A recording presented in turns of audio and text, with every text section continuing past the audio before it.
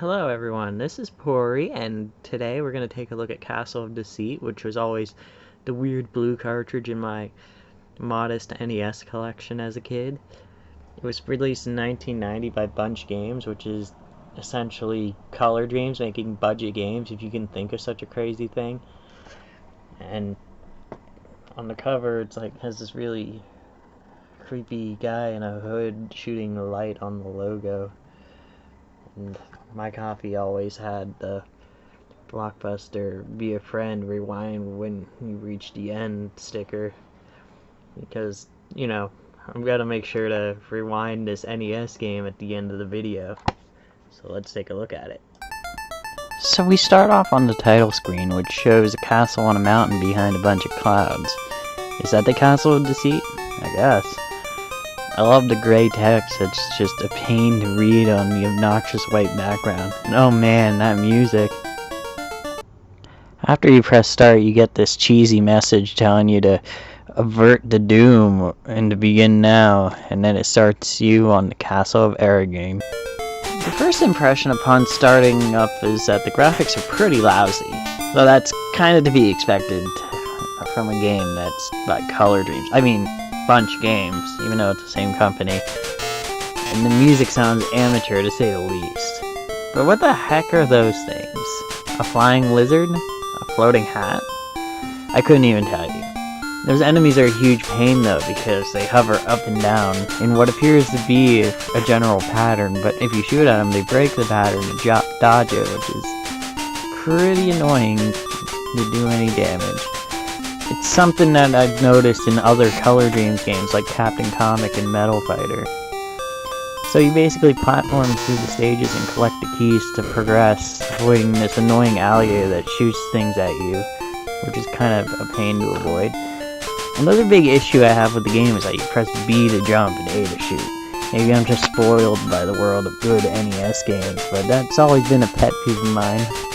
After you collect a key, you enter a door to acquire yet another key. Controls in this level are also very, very slippery, which is especially a pain when you have to do precise platforming. After you get key number 2, it's on to the first boss of the game, a weird flying dragonfly thing that shoots things at you. It's from a different perspective, which is kinda ambitious considering the company involved in creating this title, but the battle isn't fun at all because all the bosses are like this and they don't really have a pattern. It's just kinda shoot it and hope that it dies before you. After you beat Mr. Dragonfly, you get to move on to Castle of the Moons. I wish I was playing Castlevania Circle of the Moon instead of this. This time, instead of enemies like the sorting hat, eyeballs, and lizard things, whatever that is, you get these butterflies that fly in circles and don't want to leave you alone at all. It's beyond annoying. You progress to the right only to go to the top to platform through the trees, where the slippery controls definitely affect you once again. And to make it even worse, you get stuck on the trees, which doesn't even make any sense.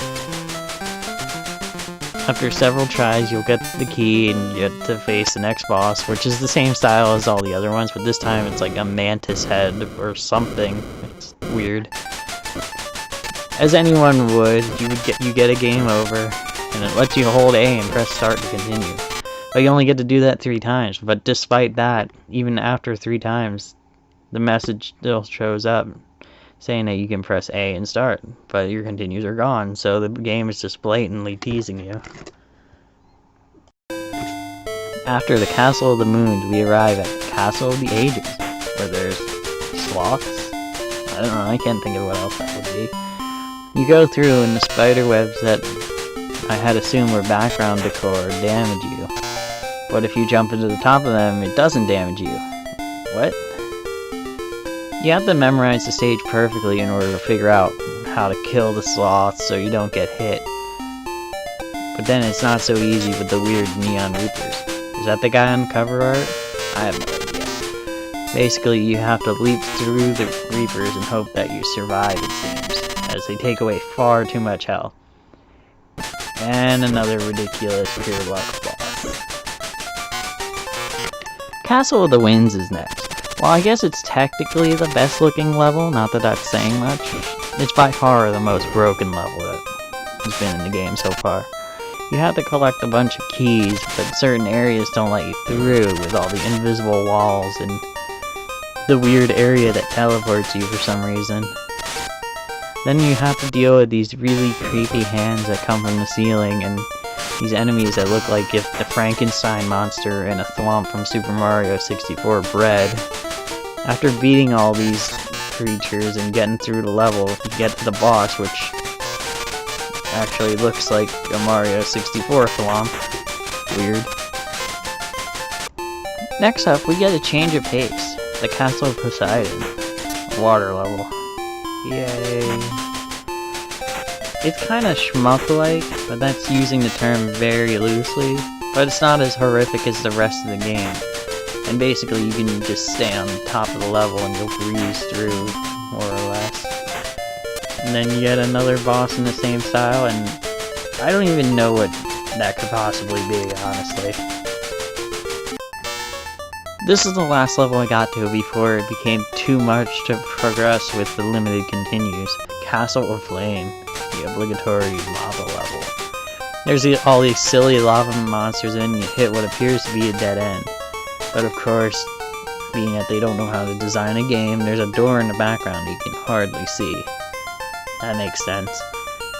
If you can get past the level basically trolling you, you can breeze through it pretty easily, but even with that, I got to the final boss, which is a flame thing with minimal health.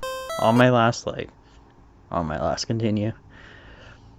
There are like 4 more levels after this, but no matter how much I tried, I could never progress past this one, but I'm assuming they're probably similarly bad. And unfortunately, there's no codes or anything that can possibly help me progress past this.